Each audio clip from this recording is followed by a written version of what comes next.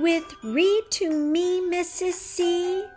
Learning through reading is fun. Yippee!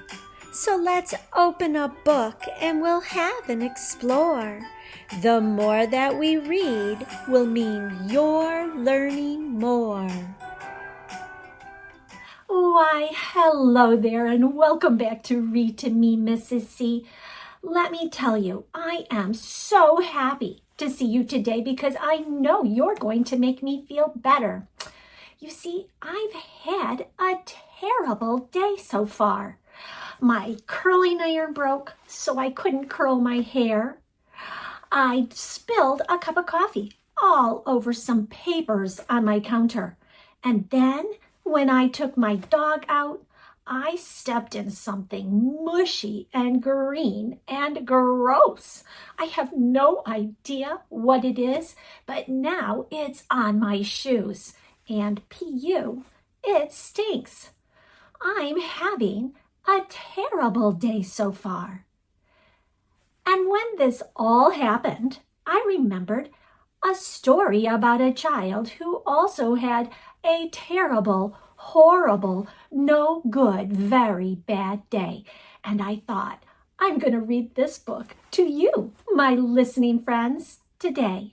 So get yourself comfy, cozy, and we're going to start reading now.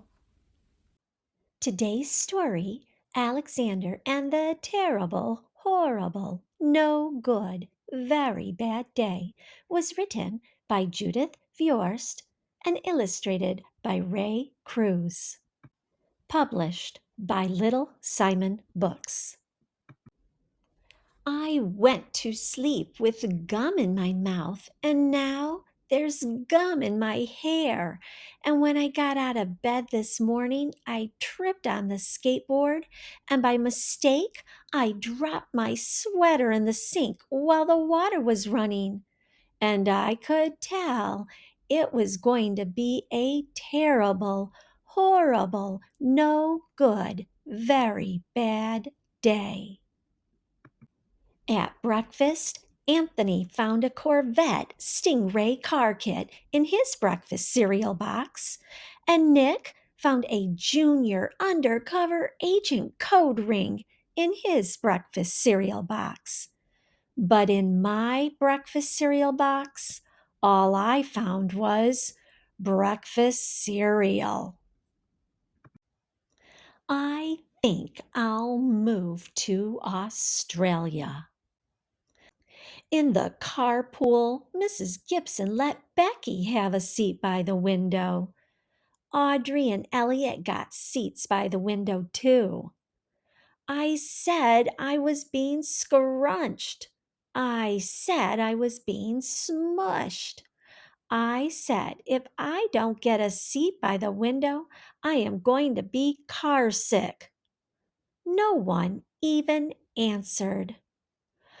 Oh, I could tell it was going to be a terrible, horrible, no good, very bad day. At school, Mrs. Dixon liked Paul's picture of the sailboat better than my picture of the invisible castle. At singing time, she said I sang too loud. At counting time, she said I left out 16. Who needs 16? I could tell it was going to be a terrible, horrible, no good, very bad day. I could tell because Paul said I wasn't his best friend anymore.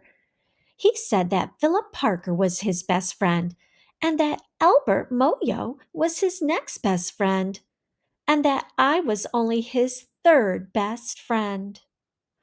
Oh, I hope you sit on a tack, I said to Paul.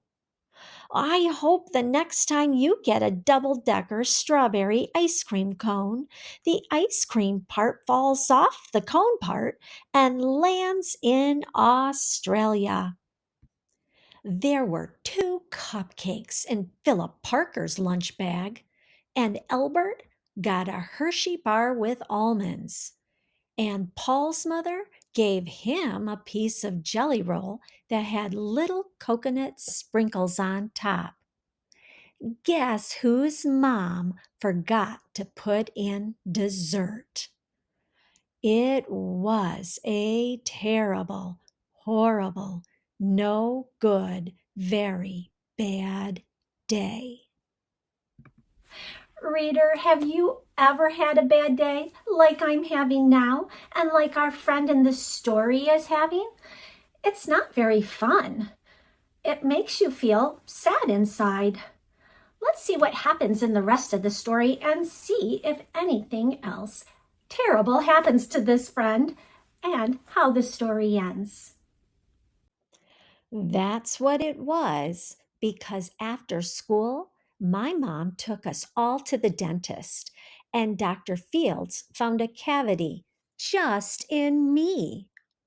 Come back next week and I'll fill it, said Dr. Fields. Next week, I said, I'm going to Australia. On my way downstairs, the elevator closed on my foot. And while we were waiting for Mom to get the car, Anthony made me fall where it was muddy. And when I started crying because of the mud, Nick said I was a crybaby. And while I was grabbing Nick for saying crybaby, my mom came back with the car and scolded me for being muddy and fighting. Oh, I am having a terrible, horrible, no good, very bad day, I told everybody. No one even answered. So then we went to the shoe store to buy some sneakers. Anthony chose white ones with blue stripes. Nick chose red ones with white stripes. I chose blue ones with red stripes, but then the shoe man said, "We're all sold out." They made me buy plain old white ones, but they can't make me wear them. When we picked up my dad at his office, he said I couldn't play with his copying machine, but I forgot. He also said to watch out for the books on his desk, and I was careful as could be, except for my elbow. He also said don't fool around with his phone, but I think I called Australia. My dad said, please don't pick him up anymore. It was a terrible, horrible, no good, very bad day. There were lima beans for dinner, and I hate lima beans. There was kissing on TV. Ugh, and I hate kissing. My bath was too hot. I got soap in my eyes.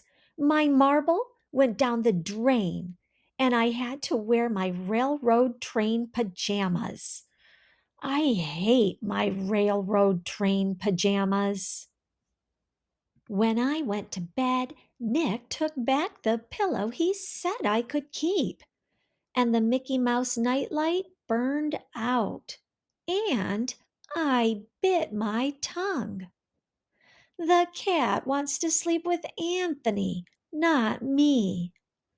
It has been a terrible, horrible, no good, very bad day.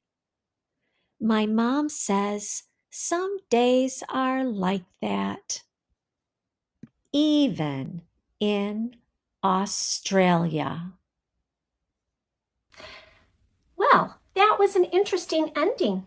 Nothing really changed in the day, but our little friend realized that some days aren't always perfect, just like my day. I know that talking with you right now and reading this book to you has changed how I feel inside. So even if you're having a terrible, horrible, no good, very bad day, something, anything might turn that around so that you're having a better day. And even if that doesn't happen, maybe the next day will be a terrific one. Okay, my friend, if you haven't subscribed to my channel, please do so. And as always, I want you to keep on reading.